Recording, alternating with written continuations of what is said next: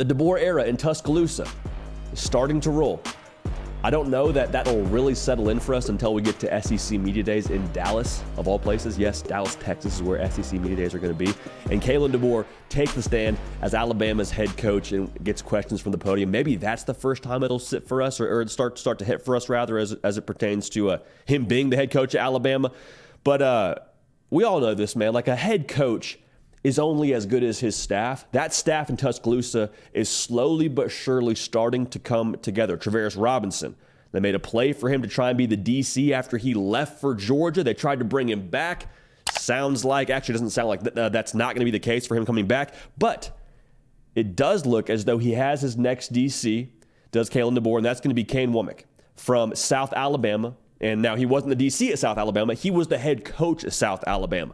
Someone that Kalen DeBoer is familiar with. To me, this feels a lot like it's just what the doctor ordered in terms of what it takes for him building his staff. Because you think about Kalen DeBoer and just his footprint from a geographical standpoint. Not a whole lot of Southeastern ties.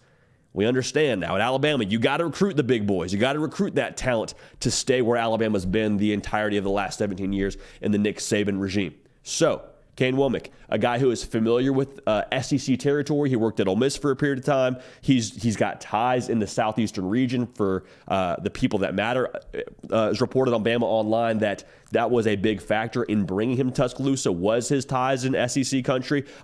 Charles Power, who's director of scouting and rankings for us here at On3, is a heck of an evaluator. And he says that Kane Wommack is also a great evaluator. So he's got the seal of approval there. The reason why that's important just means you're not going to miss a whole lot.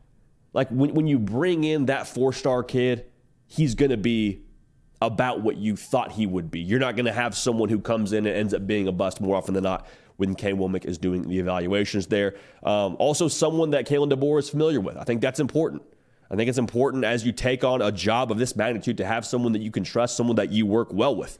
To me, this is Kalen DeBoer hiring his DC and understanding the assignment. Yes, I want to coach good football, and I think Kane Wommack will do that. He runs a 4-2-5 defense.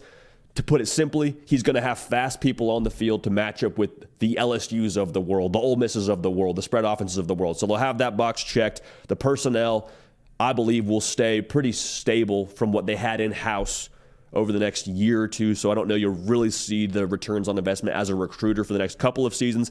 But the bottom line here is Kalen DeBoer understood, I need to go hire someone with ties to the Southeast. And so he goes and lands a guy like Kane Wommack to run the defense for him. So that's a big get. And again, I think it's just what the doctor ordered when it comes to that DC hire. Now, Ryan Grubb was his offensive coordinator at Washington. He is going to be his offensive coordinator at Alabama. So I'll just say this. When it comes to Ryan Grubb, there should be absolutely zero reservations. And the reason why I say that is Nick Saban, if we remember, when it came to his offensive coordinator search a season ago, it looked for a period of time that Ryan Grubb was going to be the guy at Alabama to run the offense. Flies him in. You know, we're all talking about Ryan Grubb and how he fits at Alabama, and then the dust settles, he flies back, and there's no hire. So Nick Saban wanted him. Funny how life works. A year later, Ryan Grubb is, in fact, sporting that script A. But if he's good enough for Nick Saban, I think he's good enough for Kalen DeBoer going forward here at Alabama. Now, there's some thought here. You look at what Washington did a season ago. 57% of the time, they're throwing the football downfield. You look at what Alabama has in-house. You say Jalen Milroe, he is a capable passer. He's not a consistent passer just yet. We'll talk more about that in a second. But if I'm an Alabama fan, the concern might be outside of fit for our personnel. Hey, are they going to be too finesse? Like, that's cool. You'll want to do that in the Pac-12. You want to throw the ball around. That's fine. You had some freak show wide receivers. Get it. Is that going to be too finesse, though, for the SEC? Because, listen, man, like, I know it's your first time here, but we play big boy football. You got to win the line of scrimmage here. Ryan Grubb, are we going to run the football enough to be able to play the tempo we need to play at to win here in the SEC?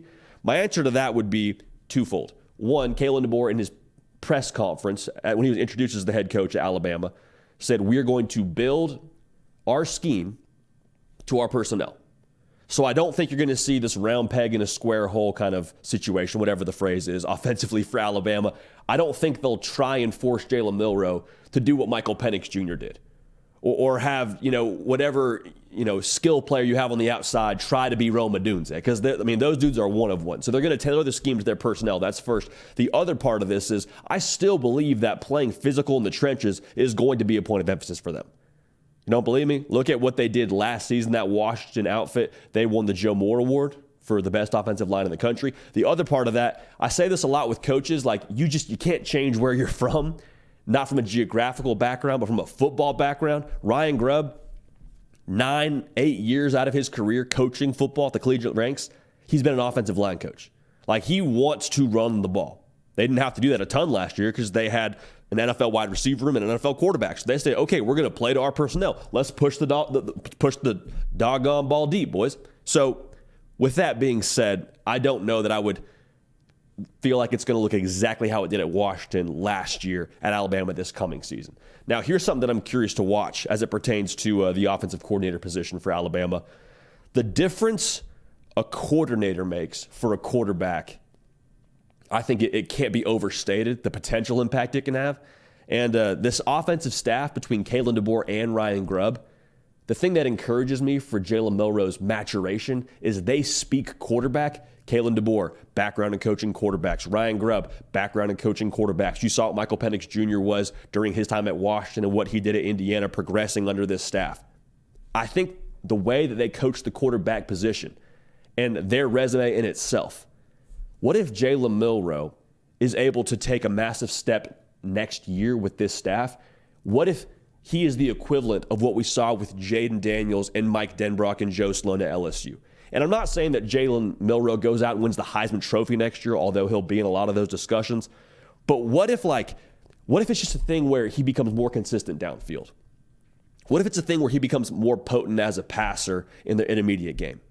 How much does that change Alabama's outfit offensively? I think it'd be drastic. I think it'd be massive. And I think it's very much so on the table, again, given the fact that this offensive staff with Ryan Grubb and Kalen DeBoer, they speak quarterback. I don't think that should be overlooked. Now, speaking of not being overlooked, an off-field hire that was retained with Kalen DeBoer coming to Alabama is Director of Sports Performance, David Ballou. Now, that is a fancier title for saying my man runs the weight room. My man gets these dudes right all year long. And as a college football player, there is no coach that you spend more time with than your head of strength and conditioning, which is what, again, David Ballou is. He was the strength and conditioning coach since 2020 for Alabama. He is staying at Alabama under Kalen DeBoer. And the reason why I don't think this should be overlooked, the reason why this is important is twofold. One, he's good at his job. Like, Alabama won the SEC last year for a reason, because of their personnel. David Ballou helped maximize that personnel. Okay, so he's good at his job. Other part of this is, in a transition that is so difficult for a player, having the consistency and the familiarity of the coach that you're most familiar with staying on staff, I think that's big. Because, again, think about this if you're a player right now. Everything is new. There is so much uncertainty. We're going to talk about guys, considering the portal. We've seen guys jump into the portal already. The reason they committed to Alabama was because of Nick Saban. It's likely that your position coach is changing right now. Like, there's so many revolving doors from what you knew previously last week to this week. Having a guy that you're familiar with, and again, the guy that you're spending the most time out of your entire year with, again, David Ballou, having that be a stable force, I think that's going to help kind of guide this whole offseason for Alabama. There'll be some new things. I'm sure that they will tinker with every part of this operation as the head coach does.